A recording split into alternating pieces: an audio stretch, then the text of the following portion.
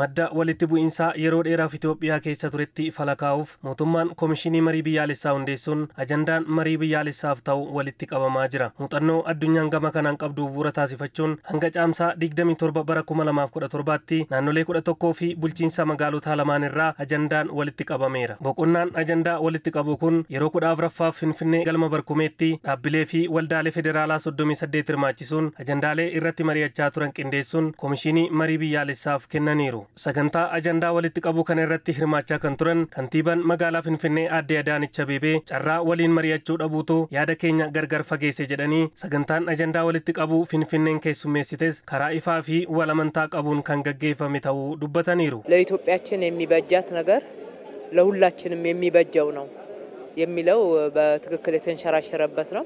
ዋንቲ ኢትዮጵያፍ ta'u kamuu waan hunda keenyaaf ta'uudha yaanni jedhu karaa sirrii ta'een ka'uun kan irratti mari'atamedha. Mariin kun akka carraa gaariitti kan ilaalamudha. Jalqabuma hundeerraa yaada tokko hubachuun mariif gadi taa'uu dhiisuutu adda nu fageesse. Mariif taa'uu dhabuun keenya kan adda nu fageesse caalaa akka nama biyya garaagaraaf hojjetuutti wal ilaalle. Kun ammoo walamantaan akka nu gidduu hin jiraanne taasise. Kanaafidha marii kanaaf kabajatu malaa kan jennuuf adeemsa marii kanaatiin yaadotni walitti qabaman gara hawaasaatti yoo gadi bu'an hundi keenyayyuu yaadachaaf bitamuu qabna. Mariin taasisne kunis karaa ifaa fi walamantaan qabuun mari'achaa turreerra. Lammiileen Itoophiyaa seenaa waloo sadarkaa addunyaatti nu boonsuu waliin qabna kan jedhan ministeera geejjibaa fi loojistiksii Dr. Alamuu Simee ta'us garaagarummaa yaadaa bara dheeraaf dhukkuba Itoophiyaa ta'eef mariin kun filannoo sirrii ta'uu kaasaniiru. ብዙ የጋራ ታሪክ የሚያኮሩን ለኢትዮጵያ ብልጽግና ሴና ወሎ ሄዱ ኑቦንሰኒ ፊ በዳዲና ኢትዮጵያ አሜሪካኔሱ ደንዳን አከሱማስ ሰደርካ አዱኛቲ ኢትዮጵያ ኡልካሱ ከንደንዳን ሴና ባኤ ወሊን ቀምና ሃተው መሌ ለሚሌ ቢየተኮ ተው ኬኛ ሐማን ወረክሱቲ ዲሞታ ቢያረቲ ወንቲ ኑቲቲ ወሊን ገልጅራ ሐማን ሙቃኔሱ ደንደውቲ ኢትዮጵያን ገራገሩማ ያዳ ከናን ዱኩብሰቻ ቱርቴም ዱኩባ ከነቲ ፉርማታ ጎቹዳፍ ኑቲስ ቃሞሌን ፌደራላ እረቲ ህማቻ ከንቱሬ ረክኖተ ከነፍሩዳፊ መሪን ታስፈሜ filannoo sirriidhaa fi abdii kan namatti horuudha. Ilaalchi fedhii fi gaaffii keenya humnaa fi hidhannoodhaan argachuuf bara dheeraa Itoophiyaa keessa ture rakkoof nu saaxileera kan jedhan immoo ministeera aadaa fi ispoortii Aadde Shawit Shaankaa sagantaa ajandaa walitti qabu kanaan yaadoon Itoophiyaa tokko taasisuu danda'an bilchinaan mari'atamuu eeraniiru.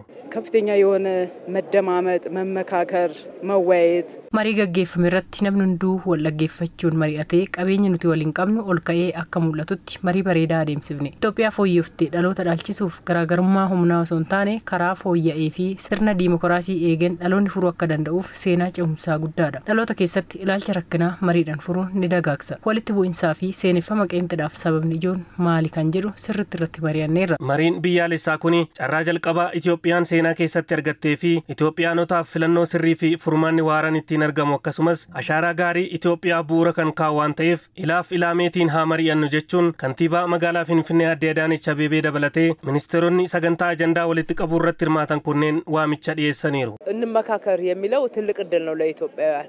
Hamariyannu kan jedhu lammiilee Itoophiyaaf carraa gaariidha. Lammiileen Itoophiyaa tokkummaan lolanii diina mo'anii biyya isaanii kabachiisaniiru.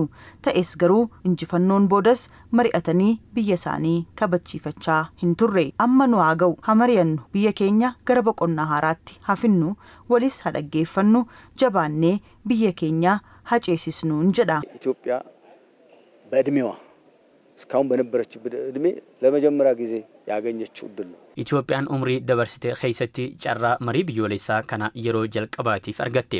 Carraa kana qisaasessuu hin qabnu. Karaa nagaa filachuun waan salphaa miti.